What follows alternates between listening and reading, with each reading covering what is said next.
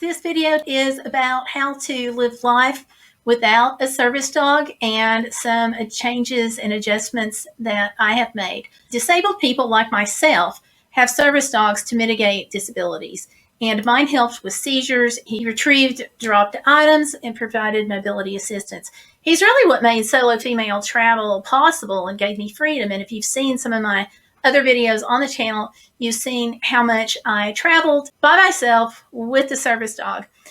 I thought the world had caved in. Having lost a service animal, it confirmed how much I needed him and taught me what changes I could make so I could have a life. Now, the changes have not been easy, but with adjustments and with help from other people, I have learned how to create a life that I can live without an assistance animal for a while. We're doing fundraising.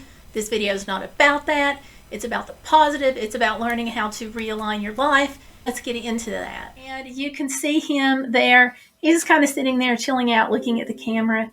And I am slightly out of breath, kind of winded, but I've also had surgery. So what Tomlin did was provide the mobility to make it possible to walk on the trail. You can see that the ground is really uneven. Well, because I have foot drop due to a permanently damaged nerve in my back, I can't walk as well. So uneven ground, no, not a good idea. First, to compensate, I tried hiking poles, the ones that you just get at Walmart. Those are great, but they don't really help as much when you've got a mobility issue. At least they don't for me. So I learned to go with 2 wooden hiking sticks instead of just one.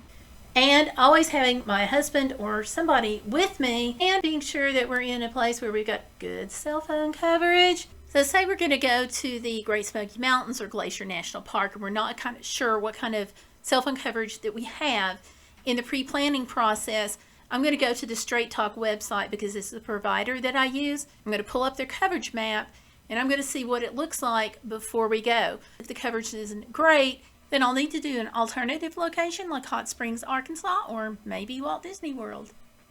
Being in this position has caused me to sit back and evaluate every aspect of my life. As a result of the weird way that I walk, I have a lot of swelling in one foot, which makes me even more off balance. So in conversations with my doctor about how to deal with that and how to mitigate the loss of my service dog, I found out that the insurance company will help cover a new pair of special shoes and special inserts. I'm eligible for the upgrade on the leg brace anyway, so we combined all of that. So yay! New shoes, new leg brace equals better chance to stay upright, and I am so relieved. My other leg brace did a pretty good job, but after 5 years, it was time for another one, and I am expecting great things. The next thing that we looked at was communication. If I was home and I needed to get help and couldn't get my cell phone, how would I communicate? And when I looked into what options those were, I found a very modern solution. It's called Google. And that making sure that that little Google Home Mini is placed strategically so that if I fall, so I'll be able to yell at the device and have it call my husband or my daughter.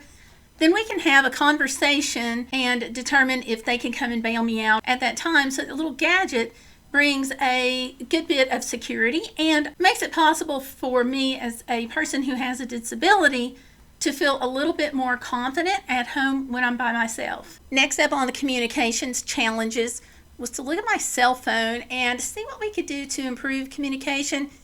Google has a couple of things going on with their Android phone that I really found to be helpful. The first one is Google location sharing. It enables the friends or family that you choose to follow you on your Google Maps app on your phone and find out what your location is. This means that if I'm out somewhere, whether I'm at the grocery store or whether I'm traveling, they can keep up with my little dot on the map, and if it's stationary longer than what makes them comfortable, they can pick up the phone and give me a call. If I don't answer or they feel like there's a problem when I do answer, then they can give my location to services as well as a description of the car, license plate number, and what have you, and I can get help that way.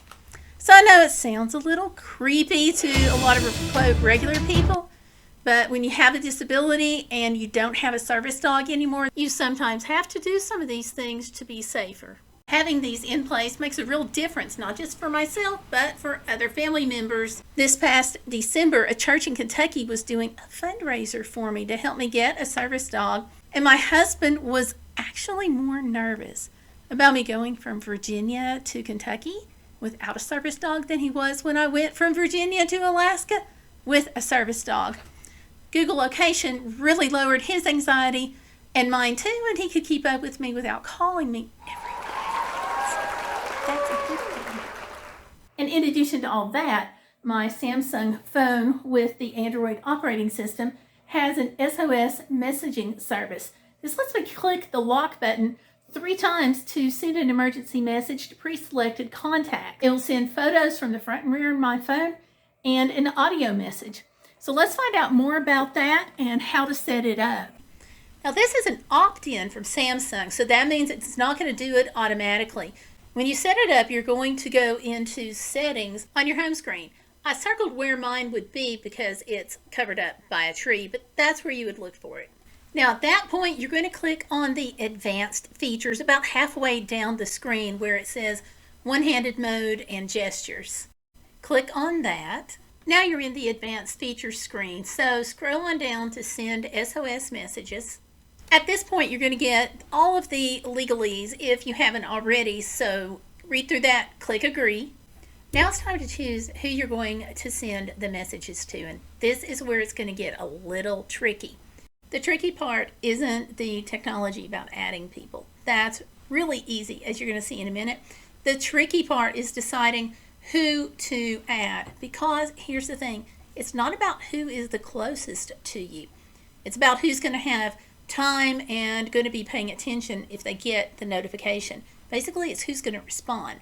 So to determine that, I had some conversations with some friends and some family members and just asked, hey, if you ever got a message from me, would you A, have access to your cell phone during the day, or does your job prohibit it? And B, would you have the time and the inclination to respond if need be?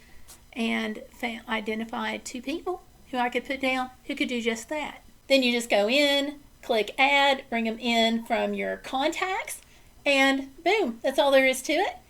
And boom, that's how easy it was for me to set the SOS messaging up on my Samsung Galaxy phone. I have the A20 model.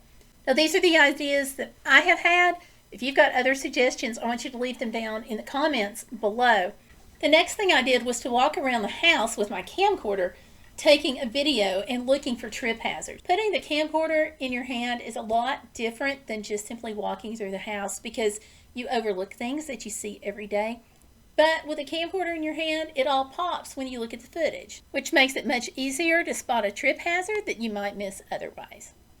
Those are some things that I have done to adjust, but you can't do it without friends. There have been some YouTubers who have been fabulously supportive, and I could not have made this transition without them. I want to give some shout outs right now to some very special friends.